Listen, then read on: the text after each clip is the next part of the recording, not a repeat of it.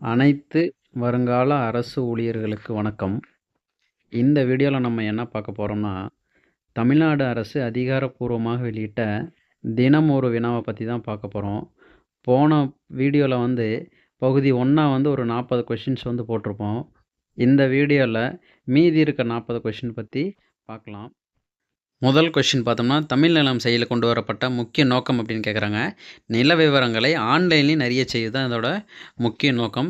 இந்த செயலியை பற்றி பார்த்தோம்னா, நிலம் தொடர்பான சேவைகளை டிஜிட்டல் மயமாக்குதல், குடிமக்கள் தங்கள் நிலம் தொடர்பான ஆவணங்களான பட்டா, சிட்டா, எஃப்எம்பி மற்றும் பதிவேடு விவரங்களை எளிதாகவும் விரைவாகவும் ஆன்லைனில் அணுகுதல் மற்றும் சரிபார்த்தல் இதோட நோக்கமாக இருக்குது. முக்கியமாக இதோட வெளிப்படைத்தன்மை இதோட முக்கியமான நோக்கமாக இருக்குது.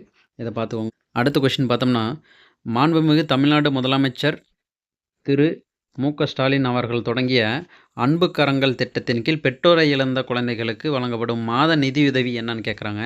ரூ. 2000. இந்த திட்டத்தை பற்றி பார்த்தோம்னா, இந்த திட்டத்தில் யார் யாருக்கெல்லாம் அந்த நிதியுதவி கொடுக்குறாங்க அப்படின்னா, ஆதரவற்ற குழந்தைகள் அப்படின்னா பெற்றோர் இருவரையும் இழந்தவர்களாக இருந்தால் கொடுப்பாங்க. கைவிடப்பட்ட குழந்தைகள் அப்படின்னு பார்த்தோம்னா, பெற்றோரில் ஒருவர் இறந்து மற்றொரு பெற்றோர் குழந்தையை கைவிட்டு சென்று இருப்பின் அவங்களுக்கு கொடுக்குறாங்க. ஆதரவு தேவைப்படும் குழந்தைகள் அப்படின்னு பார்த்தோம்னா, பெற்றோரில் ஒருவர் இறந்து மற்றொரு பெற்றோர் மாற்றுத்திறன் தன்மை கொண்டவராக இருந்தால், அதாவது ஃபிசிக்கலி சேலஞ்சடு பர்சனாக இருந்தால். அதுக்கப்புறம் ஆதரவு தேவைப்படும் குழந்தைகள் அப்படின்னு பார்த்தோம்னா, பெற்றோரில் ஒருவர் இறந்து மற்றொருவர் சிறையில் இருந்தால் அவங்களுக்கு கொடுக்குறாங்க. அடுத்து ஆதரவு தேவைப்படும் குழந்தைகளில் பெற்றோரில் ஒருவர் இறந்து மற்றொரு பெற்றோர் உயிருக்கு ஆபத்தான நோய்களுடன் வாழ்ந்து வந்தால் அப்படின்னு சொல்லியிருக்காங்க. இவங்களுக்கு எல்லாமே பார்த்தோன்னா, மாதம் ரூ. 2000 பார்த்தோன்னா நிதியுதவி 18 வயது வரை பூர்த்தி செய்யும் வரை பார்த்தோன்னா கொடுக்குறாங்க. அடுத்த கொஸ்டின் பார்த்தோம்னா, தமிழ்நாடு பிற்படுத்தப்பட்டோர் பொருளாதார மேம்பாட்டுக் கழகம் மூலம் சிறுதொழில் வியாபாரம் செய்ய தனிநபர்களுக்கு வழங்கப்படும் அதிகபட்ச கடன் உதவி எவ்வளோன்னு சொல்லியிருக்காங்க. இது ரூ. 25,00,000 பார்த்தீங்கன்னா கொடுக்குறாங்க. இந்த திட்டத்தை பார்த்தோம்னா, தமிழ்நாடு பிற்படுத்தப்பட்டோர் பொருளாதார மேம்பாட்டுக் கழகம் தொடங்கப்பட்ட ஆண்டு 1982ல் தொடங்கப்பட்டது. இது இந்திய கம்பெனிகள் சட்டம் 1956 கீழ் பார்த்தோன்னா பதிவு செய்யப்பட்டது. இதோட நோக்கம் பார்த்தோம்னா, பிற்படுத்தப்பட்டோர், மிகவும் பிற்படுத்தப்பட்டோர், சீர்மரபினர் சமூகங்களை சேர்ந்த தனிநபர் அல்லது குழுக்களுக்கு நிதி ரீதியான குறைந்த வட்டியில் கடன்களை வழங்குதான் இதோட முக்கிய நோக்கமாக இருக்குது. எவ்வளோ கடன் உதவி கொடுக்குறாங்க அப்படின்னு பார்த்தோம்னா, தனிநபருக்கு ரூ. 25,00,000 கொடுக்குறாங்க. குழுக்களுக்கு அதுக்கும் 25,00,000 கொடுக்குறாங்க. நம்ம கொஸ்டின் என்ன கேட்டிருக்காங்கன்னா, தனிநபர்களுக்கு எவ்வளோ கடன் உதவி கொடுக்குறாங்க, அதிகபட்ச கடன் உதவினா ரூ. 25,00,000. அடுத்த கொஸ்டின் பார்த்தோம்னா, பிளாஸ்டிக் பைகளின் பயன்பாட்டை குறைத்து சுற்றுச்சூழலுக்கு உகந்த துணிப்பைகளை பயன்படுத்த ஊக்குவிக்கும் மீண்டும் மஞ்சப்பை திட்டம் எந்த முதலமைச்சரால் எந்த ஆண்டு கொண்டு வரப்பட்டதுன்னு கேட்குறாங்க. இது ஆன்சர் பார்த்தோன்னா ஆப்ஷன் டி, மு.க. ஸ்டாலின் அவர்களால் 2021ல் பார்த்தோன்னா கொண்டு வரப்பட்டது. இந்த திட்டத்தை பற்றி பார்க்கலாம். மீண்டும் மஞ்சப்பை திட்டம் தொடங்கப்பட்ட ஆண்டு 2021 டிசம்பர் 23ல் தொடங்கினாங்க. இதோட நோக்கம் அப்படின்னு பார்த்தோம்னா, தமிழ்நாட்டில் பிளாஸ்டிக் பைகளின் பயன்பாட்டை குறைத்து சுற்றுச்சூழலுக்கு உகந்த துணிப்பைகள் போன்ற மாற்றுப் பொருட்களை பயன்படுத்த ஒரு ஊக்குவிக்கும் திட்டம் தான் இந்த மீண்டும் மஞ்சப்பை திட்டம். தமிழ்நாட்டில் ஒரு முறை பயன்படுத்தப்படும் 14 பிளாஸ்டிக் பொருட்களுக்கு தடை வைத்த ஆண்டு பார்த்தோன்னா ஜனவரி 1, 2021ல் தடை வச்சாங்க. 2022 ஜூலை 1ல் 75 மைக்ரானுக்கும் குறைவான தடிமன் கொண்ட பிளாஸ்டிக் பொருட்களுக்கு தடை விதிக்கப்பட்டது. அடுத்த கொஸ்டின் பார்த்தோம்னா,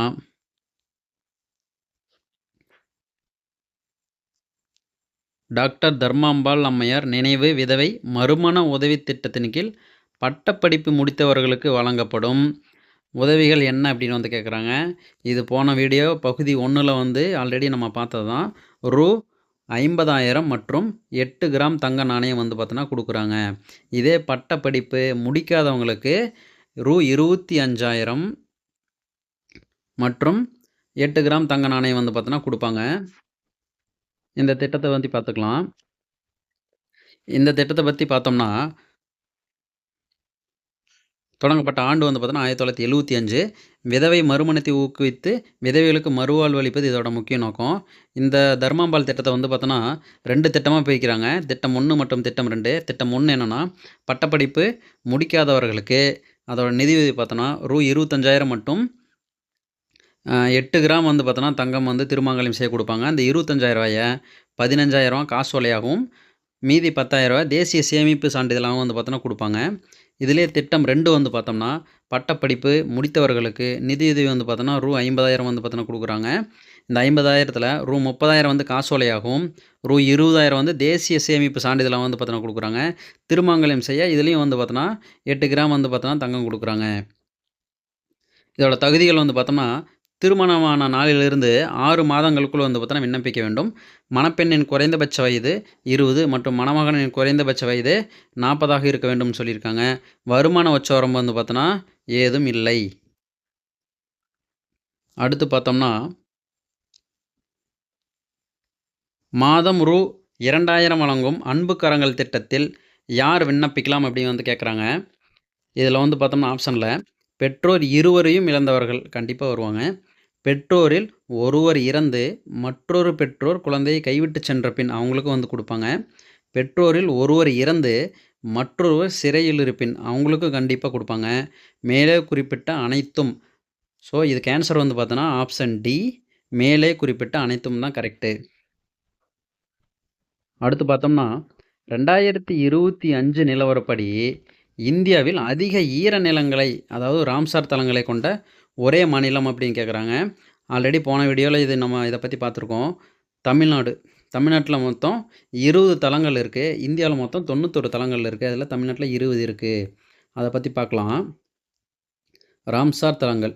இந்தியாவில் ராம்சார் தலங்களின் எண்ணிக்கை தமிழ்நாடு வந்து பார்த்தோன்னா முதலிடத்தில் இருக்குது. தமிழ்நாட்டில் 20 தலங்கள் இருக்குது.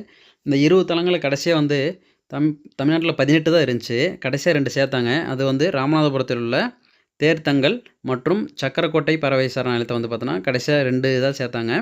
அதன் மூலயமா வந்து பார்த்தோன்னா தமிழ்நாட்டில் இப்போது 20 ராம்சார் தலங்கள் இருக்குது. அடுத்து பார்த்தோம்னா, உலக ஈரநில நாள் வந்து பிப்ரவரி 2. உத்தரப்பிரதேசத்தில் வந்து பார்த்தோன்னா மொத்தம் 10 தலங்கள் இருக்குது. 2வது இடத்துல இருக்குது உத்தரப்பிரதேசம் செகண்டில்.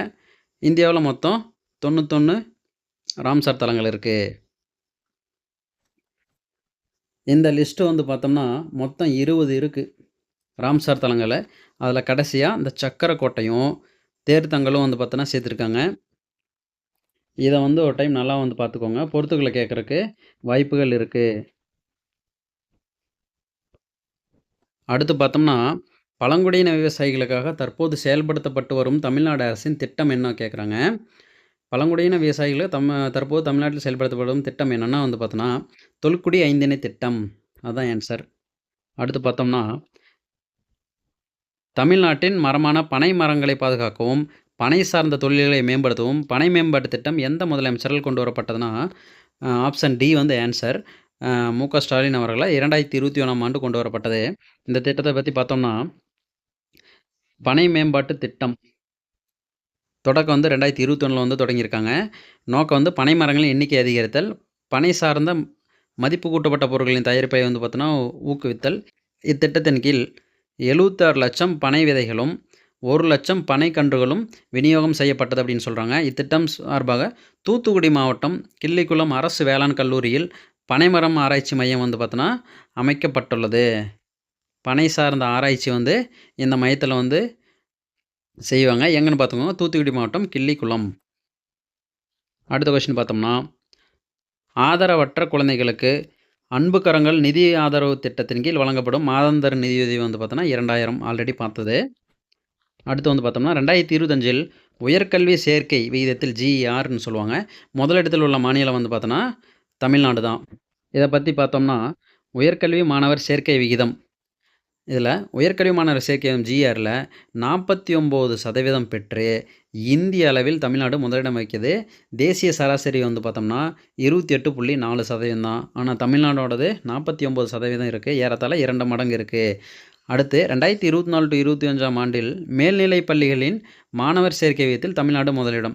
உயர்கல்வியில் மட்டும் இல்லை, மேல்நிலைப் பள்ளி கல்வியிலும் வந்து பார்த்தோன்னா தமிழ்நாடு முதலிடம். 83.4% இருக்குது. இந்தியாவிலேயே இடைநிற்றல் இல்லா மாநிலமாக தமிழ்நாடு வந்து பார்த்தோன்னா அறிவிச்சிருக்காங்க. அடுத்து பார்த்தோம்னா, முதலமைச்சரின் உழவர் நல மையங்கள் அமைப்பதற்கு வழங்கப்படும் அதிகபட்ச மானியம் எவ்வளோனா ரூ. 6,00,000 வந்து பார்த்தோன்னா கொடுக்குறாங்க. Option C. அடுத்து வந்து பார்த்தோம்னா, தமிழக அரசின் ஆதரவற்ற திருநங்கைகளுக்கான ஓய்வூதியம் வழங்கும் திட்டத்தின் கீழ் வழங்கப்படும் மாதாந்திர நிதியுதவி எவ்வளோ அப்படின்னு வந்து கேட்குறாங்க. இதை பற்றி பார்த்தோம்னா, திருநங்கைகளுக்கு சொந்த தொழில் தொடங்க ரூ. 50,000 மானியம் கொடுக்குறாங்க. 2006ஆம் ஆண்டில் அப்போதைய முதல்வர் மு. கருணாநிதி அவர்களால் அரவாணி என்ற வார்த்தைக்கு பதிலாக திருநங்கை என்ற கண்ணியமான சொல்லை வந்து அறிமுகப்படுத்துகிறாரு. திருநங்கை நலவாரியம் 2008 அமைக்கிறாங்க. திருநங்கை தினம் வந்து ஏப்ரல் 15. திருநங்கையில் இந்தியாவில் 3ஆம் பாலினத்தவராக சட்டப்பூர்வமாக அங்கீகரிக்கப்பட்ட ஆண்டு 2014 வந்து அங்கீகரிக்கிறாங்க. எந்த வழக்கின் கீழ் அங்கீகரிக்கிறாங்கன்னா, உச்சநீதிமன்றத்தில் நால்சா எதிர் இந்திய யூனியன் வழக்கின் கீழே வந்து பார்த்தோன்னா திருநங்கையில் வந்து 3ஆம் பாலினத்தவராக வந்து பார்த்தோன்னா அங்கீகரிக்கிறாங்க. இந்த ஓய்வூதிய திட்டத்தை பற்றி பார்த்தோம்னா, 2012ஆம் ஆண்டு வந்து பார்த்தோன்னா இந்த திருநங்கைகளுக்கான வந்து ஓய்வூதியம் திட்டம் தொடங்கினாங்க. இந்த திட்டத்தில் வந்து பார்த்தோன்னா இப்போ கரண்ட்டாக வந்து அவங்களுக்கு எவ்வளோ நிதி உதவி கொடுத்துருக்காங்கன்னா ரூ. 1,500 வந்து பார்த்தோன்னா நிதி உதவி கொடுக்குறாங்க. தகுதி வந்து பார்த்தோன்னா 40 வயதுக்கு மேற்பட்டவராக வந்து பார்த்தோன்னா இருக்க வேண்டும் அப்படின்னு வந்து பார்த்தோன்னா சொல்கிறாங்க. ஸோ இதுக்கு ஆன்சர் வந்து பார்த்தோன்னா ரூ. 1,500 ஆப்ஷன் பி. அடுத்து பார்த்தோம்னா, அடுத்த கொஸ்டின் பார்த்தோம்னா, தமிழ்நாடு அரசின் அன்பு சோலை மையங்கள் மூலம் பயனடையோர் யார் அப்படின்னு கேட்குறாங்க. இது மூத்த குடிமக்கள் வரும். Option C. அடுத்து பார்த்தோம்னா, சமூக முன்னேற்ற குறியீட்டில் எஸ்பிஐன்னு சொல்லுவாங்க. முதலிடம் வகிக்கும் மாநிலம் வந்து பார்த்தோன்னா தமிழ்நாடு. இதை பற்றி பார்த்தோம்னா, சமூக முன்னேற்ற குறியீடு மத்திய அரசின் பிரதமருக்கான பொருளாதார ஆலோசனை குழுவால் வந்து பார்த்தோன்னா இந்த சமூக முன்னேற்ற குறியீடு வந்து வெளியிடப்பட்டது. இது 12 கூறுகளை கொண்டது அப்படின்னு வந்து பார்த்தோன்னா சொல்கிறாங்க. ஒட்டுமொத்த சமூக முன்னேற்ற குறியீடு வந்து பார்த்தோன்னா புதுச்சேரி யூனியன் பிரதேசம் வந்து பார்த்தோன்னா முதலிடத்தில் இருக்குது. இதில் தமிழ்நாடு வந்து எந்த பிரிவில் முன்னணியில் இருக்குன்னா, ஆப்பர்ச்சுனிட்டிஸ் என்ற பிரிவில் வந்து பார்த்தோன்னா தமிழ்நாடு வந்து பார்த்தோன்னா முதலிடம் வகிக்குது. கொஷின் வந்து சமூக முன்னேற்ற குறியீட்டில் முதலிடம் வகிக்கும் மாநிலம் அப்படின்னு வந்து பார்த்தோன்னா கேட்குறாங்க. ஆனால் நம்ம தமிழ்நாடு அரசானது வந்து பார்த்தோன்னா அந்த 12 கூறுகளில் ஆப்பர்ச்சுனிட்டிஸ் அப்படிங்கிற பிரிவில் தான் வந்து பார்த்தோன்னா முதலிடம் வகிக்குது. ஸோ இதுக்கு ஆன்சர் வந்து பார்த்தோன்னா சி தமிழ்நாடு தான். அடுத்து பார்த்தோம்னா, தமிழ்நாட்டின் 3வது உயிரியல் பாரம்பரிய தலமாக ஈரோடு ஏலத்தூர் ஏரி வந்து அறிவிக்கப்பட்டுள்ளது. 1/9/2025 வந்து பார்த்தோன்னா அறிவிச்சிருக்காங்க. இதை பற்றி பார்க்கலாம். உயிரியல் பாரம்பரிய தலம், அதாவது தமிழ்நாட்டில் முதல் உயிரியல் பாரம்பரிய தலம் வந்து பார்த்தோம்னா அரிட்டாப்பட்டி 2022 நவம்பரில் அறிவித்தாங்க. இந்த அரிட்டாப்பட்டி எங்கன்னா மதுரை மாவட்டத்தில் இருக்குது. 2வது உயிரியல் பாரம்பரிய தலம் வந்து பார்த்தோன்னா காசம்பட்டி 2022 மார்ச்சில் அறிவித்தாங்க. திண்டுக்கல் மாவட்டத்தில் இருக்குது. 3வது உயிரியல் பாரம்பரிய தலம் ஏலத்தூர் ஏரி 2025 செப்டம்பர் ஈரோடு மாவட்டத்தில் வந்து இருக்குது. இது நல்லா பார்த்துக்கோங்க. அடுத்து வந்து பார்த்தோம்னா, டான்சீட் 7.0 திட்டத்தின் மூலம் தொடக்க நிறுவனங்களுக்கு அதிகபட்சமாக வழங்கப்படும் நிதியுதவி எவ்வளோ அப்படின்னு வந்து கேட்குறாங்க. இதை பற்றி பார்ப்போம். இதில் seed investment for green tech rural impact and women lead ஸ்டார்ட் அப்புக்கு ரூ. 15 லட்சம் வந்து கொடுக்குறாங்க. அதுக்கப்புறம் seed investment for other sector ஸ்டார்ட் அப்புக்கு ரூ. 10 லட்சம் வந்து பார்த்தோன்னா கொடுக்குறாங்க. ஸோ இதுக்கு ஆன்சர் வந்து பார்த்தோம்னா ரூ. 15 லட்சம் ஆப்ஷன் சி. அடுத்து வந்து பார்த்தோம்னா, கேழ்வரகு உற்பத்தியில் தமிழ்நாடு வந்து முதலிடம் வகிக்கிறது. இது வெரி வெரி இம்பார்ட்டன்ட். தமிழ்நாடு கேழ்வரகு உற்பத்தியில் வந்து பார்த்தோன்னா முதலிடம் வகிக்குது. இதில் பார்த்தோம்னா கேழ்வரகு உற்பத்தியில் இந்திய அளவில் ஹெக்டருக்கு 2,904 அதிகரித்து தமிழ்நாடு முதலிடம் பிடித்துள்ளது அப்படின்னு வந்து பார்த்தோன்னா சொல்கிறாங்க. அதுக்கப்புறம் மக்காச்சோளம், மொத்த எண்ணெய் வித்துக்கள், கரும்பு உற்பத்தியில் 2ஆம் இடம். ஸோ கேழ்வரகுல முதலிடம், அதுக்கப்புறம் மக்காச்சோளம், மொத்த எண்ணெய் வித்துக்கள் மற்றும் கரும்பு உற்பத்தியில் 2ஆம் இடம்னு சொல்லியிருக்காங்க. அதுக்கப்புறம் குறுதானியங்கள், நிலக்கடலை உற்பத்தியில் 3ஆம் இடம் அப்படின்னு சொல்லியிருக்காங்க. இது கூற்று 1, கூற்று 2, கூற்று 3ன்னு வந்து வரிசைப்படுத்தி கூட வந்து பார்த்தோன்னா கேட்பாங்க. ஸோ எதில் ஃபஸ்ட் இருக்குது? கேழ்வரகுல முதலிடம், மக்காச்சோளம், மொத்த எண்ணெய் வித்துக்கள், கரும்பு உற்பத்தியில் 2ஆம் இடம், குறுதானியங்கள் நிலக்கடலை உற்பத்தியில் வந்து பார்த்தோன்னா 3ஆம் இடம் வகிக்குது. அகில இந்திய அளவில் உணவு உற்பத்தியில் சிறந்து விளங்குகிறது தமிழ்நாடு அப்படின்னு வந்து பார்த்தோன்னா சொல்கிறாங்க. இதை ஒரு டைம் நல்லா பார்த்துக்கோங்க. அடுத்து 2021ஆம் ஆண்டு முதல் தமிழ்நாடு தொடர்ந்து எத்தனை சதவீதத்திற்கும் அதிகமான பொருளாதார வளர்ச்சியை பதிவு செய்துள்ளது? இது வந்து ஆல்ரெடி 2, 3 எக்ஸாமில் வந்து கேட்டிருக்காங்க.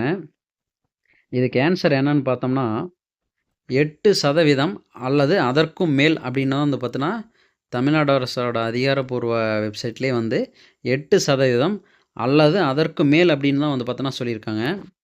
இதை பற்றி பார்த்தோம்னா அந்த பொருளாதார வளர்ச்சி பார்த்தோம்னா தமிழ்நாட்டின் பொருளாதார வளர்ச்சி வந்து 11.19% ஆல்ரெடி எக்ஸாமில் கேட்டாங்க. இந்தியாவின் ஒட்டுமொத்த பொருளாதார வளர்ச்சியில் தமிழ்நாடு முதலிடம் வகிக்கிறது. இந்தியாவில் இரட்டை இலக்க பொருளாதார வளர்ச்சி அடைந்த முதல் மாநிலம் வந்து தமிழ்நாடு. இந்த 11.19%ங்கிறது எவ்வளோனா 31.55 லட்சம் கோடி அல்லது $4000 சொல்கிறாங்க. இது சீனாவோட ஜிடிபியோட வந்து அதிகமாக இருக்குன்னு சொல்கிறாங்க. இதில் துறைகளின் பங்களிப்பு அப்படின்னு பார்த்தோம்னா முதன்மை துறைகள் வந்து 3.18%, இரண்டாம் நிலை துறைகள் வந்து 13.4%, மூன்றாம் நிலை துறைகள் வந்து 11.3%. இதில் தொழில்துறையில் வந்து பார்த்தோன்னா இரண்டாம் நிலை துறையில் தொழில்துறை வந்து 12.7%, நாட்டிலேயே 40,000 தொழிற்சாலைகளோடு தமிழ்நாடு வந்து பார்த்தோன்னா முதலிடம் வகிக்குது. ஸோ தொழிற்சாலையிலும் முதலிடம். இந்த மூன்று துறைகளில் வந்து இரண்டாம் நிலை துறைகள் தான் வந்து பொருளாதாரத்துக்கு அதிகமாக பங்களிச்சிருக்கிறது. அதை நல்லா பார்த்துக்கோங்க. அடுத்து வந்து பார்த்தோம்னா இந்தியாவின் முதல் திருநங்கை நல வாரியம் எந்த ஆண்டு யாரால் அமைக்கப்பட்டதுன்னு சொல்கிறாங்க. திருநங்கை நல வாரியம் ஆல்ரெடி வந்து முன்னாடி பார்த்தோம். 2008ஆம் ஆண்டு கலைஞர் கருணாநிதி அவர்களால் அமைக்கப்பட்டது. திருநங்கையர் தினம் வந்து பார்த்தோன்னா ஏப்ரல் 15. அடுத்து வந்து பார்த்தோன்னா முதல்வரின் காக்கும் கரங்கள் திட்டத்தின் கீழ் முன்னாள் படை வீரர்களுக்கு வழங்கப்படும் சிறப்பு உதவி என்ன அப்படின்னு கேட்குறாங்க. இது வந்து பார்த்தோன்னா திறன் மற்றும் தொழில் முனைவோர் மேம்பாட்டு பயிற்சி தான் வந்து பார்த்தோன்னா இதுக்கு ஆன்சர் ஆப்ஷன் சி. இதை பற்றி பார்த்தோம்னா முதல்வரின் காக்குங்காரங்கள் திட்டம் தொடக்கம் வந்து பார்த்தோன்னா 19/8/2025 தொடங்கினாங்க. ஓய்வு பெற்ற முன்னாள் படை வீரர்கள் மற்றும் அவர்கள் குடும்பங்களுக்கு ரூ. 1 கோடி வரை வந்து தொழில் கடன் வழங்கும் திட்டம் தான் வந்து இந்த திட்டம். இதை நல்லா பார்த்து வச்சுக்கோங்க. அடுத்து வந்து பார்த்தோம்னா ஆதிதிராவிடர் மற்றும் பழங்குடியினருக்கான சிஎம் அரைஸ் திட்டத்திற்கு வழங்கப்படும் உதவித்தொகை எவ்வளவு அப்படின்னு கேட்குறாங்க. இதுக்கு ஆன்சர் வந்து பார்த்தோன்னா சி 3.5 லட்சம் அல்லது 35% மானியம். அடுத்து வந்து பார்த்தோம்னா 2021 முதல் தமிழ்நாட்டில் கையெழுத்தான முதலீட்டு ஒப்பந்தங்களில் எத்தனை சதவீத முதலீடுகள் வெற்றிகரமாக செயல்படுத்தப்பட்டுள்ளன அப்படின்னா வந்து பார்த்தோன்னா இதுக்கு ஆன்சர் வந்து பார்த்தோன்னா தமிழ்நாடோட வெப்சைட்டில் 80% அப்படின்னு வந்து பார்த்தோன்னா இருக்குது. தமிழ்நாடோட அதிகாரப்பூர்வ வெப்சைட்டில் 80% அப்படி வந்து பார்த்தோன்னா சொல்லியிருக்காங்க.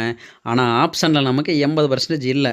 அப்படின்னா இருக்கிறதுலே அதிகபட்சமாக 80க்கு நியராக வந்து பார்த்தோன்னா 77% வந்து பார்த்தோன்னா இருக்குது. ஸோ இதை வந்து ஆப்ஷன் ஆன்சர் என்னென்னா சி ஆப்ஷனாக வந்து நமக்கு எடுத்துக்கலாம். ஆனால் தமிழ்நாடோட அதிகாரப்பூர்வ வெப்சைட்டில் விடை வந்து பார்த்தோன்னா 80% அப்படின்னு வந்து பார்த்தோன்னா சொல்லியிருக்காங்க. அடுத்து வந்து பார்த்தோம்னா இந்தியாவின் மொத்த மின்னணு ஏற்றுமதியில் தமிழ்நாடு எத்தனை ஆண்டுகளாக முதலிடத்தில் உள்ளது? மின்னணு ஏற்றுமதியில் தமிழ்நாடு முதலிடம். ஆனதில் எத்தனை ஆண்டுகளாக முதலிடத்தில் உள்ளது அப்படின்னு வந்து பார்த்தோன்னா கேட்குறாங்க. இதுக்கு ஆன்சர் வந்து பார்த்தோன்னா 3 ஆண்டுகள். ஆப்ஷன் பி 3 ஆண்டுகளாக முதலிடத்தில் இருக்குது. இதை பற்றி பார்த்தோம்னா மின்னணு பொருட்கள் ஏற்றுமதியில் தமிழ்நாடு 9 மடங்கு வளர்ச்சி பெற்று $14.65 பில்லியன் பெற்று முதலிடம் வகிக்குது அப்படின்னு சொல்கிறாங்க. தமிழ்நாடு இந்தியாவில் மின்னணு ஏற்றுமதியை தொடர்ந்து 3 ஆண்டுகளாக முதலிடத்தில் உள்ளது அப்படின்னு வந்து பார்த்தோம்னா சொல்கிறாங்க. அடுத்து வந்து பார்த்தோம்னா செமிகண்டக்டர் உற்பத்தியை ஊக்குவிக்கும் தமிழ்நாடு செமிகண்டக்டர் இயக்கம் 2030 திட்டத்தை செயல்படுத்த எவ்வளவு நிதி ஒதுக்கப்பட்டுள்ளது அப்படின்னு கேட்குறாங்க. இதுக்கு ஆப்ஷன் டி ரூ. 500 கோடி ஒதுக்கியிருக்காங்க. இதை பற்றி பார்த்தோம்னா தமிழ்நாடு செமிகண்டக்டர் இயக்கம் இது வந்து ஒரு செமிகண்டக்டர் வடிவமைப்பு மற்றும் ஊக்குவிப்பு திட்டம் அப்படின்னு வந்து பார்த்தோன்னா சொல்கிறாங்க. 2030ஆம் ஆண்டுக்குள் மாநிலத்தை $1 டிரில்லியன் பொருளாதாரமாக உயர்த்துவதே இதோட முக்கிய நோக்கம்னு சொல்லியிருக்காங்க. மின்னணு ஏற்றுமதி மற்றும் தொழில்துறை வளர்ச்சியை அதிகரித்தல் இதோட முக்கிய நோக்கம். ரூ. 500 கோடி நிதி ஒதுக்கீடு. அடுத்து வந்து பார்த்தோம்னா தமிழ் மொழி கலை பண்பாடு ஆகியவற்றை அடுத்த தலைமுறைக்கு கொண்டு செல்லும் வேர்களை தேடி திட்டம் எந்த துறையின் கீழ் செயல்படுத்தப்படுகிறது?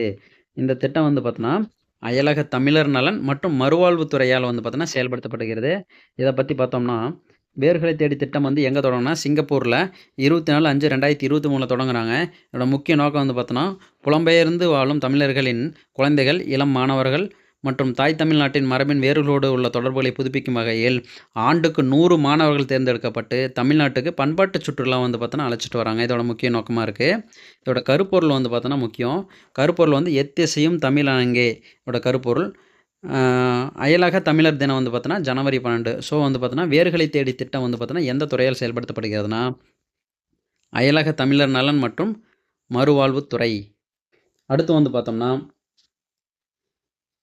2025ஆம் ஆண்டு முதல் அகவை முதிர்ந்த தமிழறிஞர்களுக்கு வழங்கப்படும் மாதாந்திர உதவித்தொகை ரூ. 3500லிருந்து எவ்வளவு ரூபாயாக வந்து உயர்த்தப்பட்டுள்ளதுன்னு கேட்குறாங்க. 3500லிருந்து 7500 வந்து பார்த்தோன்னா உயர்த்தியிருக்காங்க.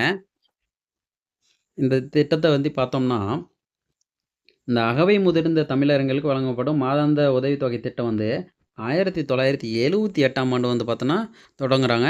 அந்த ஆண்டுலேருந்து வந்து பார்த்தோன்னா கொடுத்துட்ருக்காங்க. இந்த திட்டத்தை பற்றி பார்ப்போம்.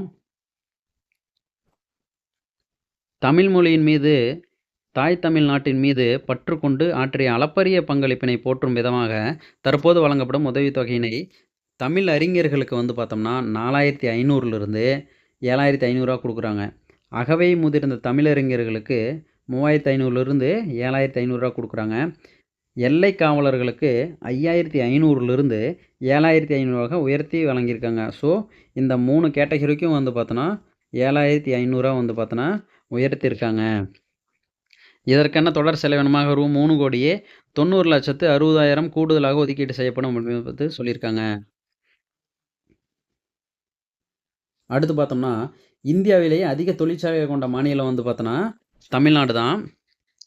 12.7% 40,000 தொழிற்சாலைகளுடன் வந்து தமிழ்நாடு இந்தியாவிலேயே வந்து பார்த்தோன்னா அதிக தொழிற்சாலைகள் கொண்ட மாநிலமாக வந்து விளங்குது. அடுத்து வந்து பார்த்தோன்னா ஒன்றிய அரசின் புள்ளி விவரங்களின்படி தமிழ்நாடு கடந்த 14 ஆண்டுகளில் இல்லாத அபரிமித வளர்ச்சியை தற்போது எட்டியுள்ளது. இதற்கு பெரிதும் உந்து சக்தியாக இருந்த துறை வந்து பார்த்தோம்னா 2ஆம் நிலைத்துறை அப்படின்னு தான் வந்து பார்த்தோன்னா சொல்கிறாங்க. இந்த தமிழ்நாடு வந்து இப்போ இரட்டை இலக்க பொருளாதார வளர்ச்சி வந்து பார்த்தோன்னா 11.19% வந்து பார்த்தோன்னா பெற்றிருக்கு. இதற்கு முக்கிய காரணம் வந்து பார்த்தோன்னா 2ஆம் நிலைத்துறை வந்து அதிகமாக பங்களிச்சிருக்கு அப்படின்னு வந்து பார்த்தோன்னா சொல்கிறாங்க. அடுத்து வந்து பார்த்தோம்னா முதியோர் மற்றும் மாற்றுத்திறனாளிகள் இல்லத்திற்கே சென்று ரேஷன் பொருட்களை வழங்கும் முதலமைச்சரின் தாய்மானவர் திட்டத்தின் பயனாளர்கள் எண்ணிக்கை வந்து பார்த்தோன்னா கேட்குறாங்க. இது வந்து பார்த்தோன்னா ஆப்ஷன் டி தான் வந்து பார்த்தோன்னா கரெக்டு. இதை பற்றி பார்க்கலாம். இந்த தாய்மானவர் திட்டம் வந்து பார்த்தோன்னா தொடங்கப்பட்ட ஆண்டு பார்த்தோன்னா 12/8/2025 வந்து பார்த்தோன்னா தொடங்குறாங்க. இந்த கொஷினில் என்ன கேட்டிருக்காங்கன்னா மாண்புமிகு தமிழ்நாடு முதலமைச்சர் அவர்களால் இன்று தொடங்கிய முதலமைச்சரின் தாய்மானவர் திட்டத்தின் நோக்கம் கேட்குறாங்க.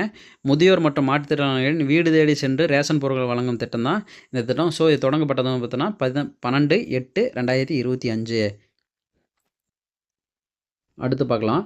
தமிழ்நாட்டின் தகவல் தொழில்நுட்பத்துறை வளர்ச்சிக்கு அடித்தளமிட்ட டைடல் பூங்கா திட்டம் எந்த முதலமைச்சரால் எந்த ஆண்டில் தொடங்கப்பட்டது அப்படின்னு வந்து பார்த்தோன்னா கேட்குறாங்க. மு. கருணாநிதி அவர்கள் 2000 ஆண்டு தொடங்கப்பட்டது. அடுத்து வந்து பார்த்தோம்னா பெரும் பூநாரைகள் சரணாலயம் தமிழ்நாட்டில் எந்த பகுதியில் அமைக்கப்பட்டுள்ளதுன்னு கேட்குறாங்க. தனுஷ்கோடியில் வந்து பார்த்தோன்னா அமைச்சிருக்காங்க. அடுத்து முக்கியமானது தமிழ்நாட்டின் தனிநபர் ஜிஎஸ்டிபி தேசிய சராசரி விட 59% அதிகம்னு சொல்லியிருக்காங்க.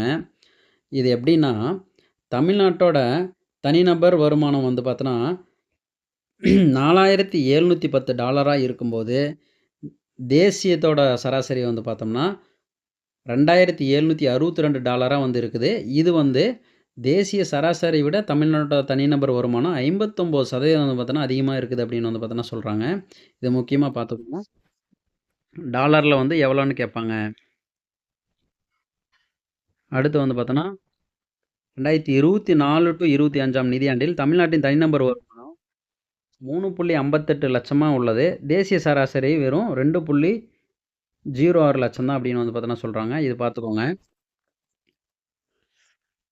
டிஎன்பிஎஸ்சி எக்ஸாமில் வந்து எக்கனாமிக்ஸ் பொறுத்த வரைக்கும் இந்த தனிநபர் வருமானம் அப்படிங்கிறது அடிக்கடி வந்து கேட்பாங்க.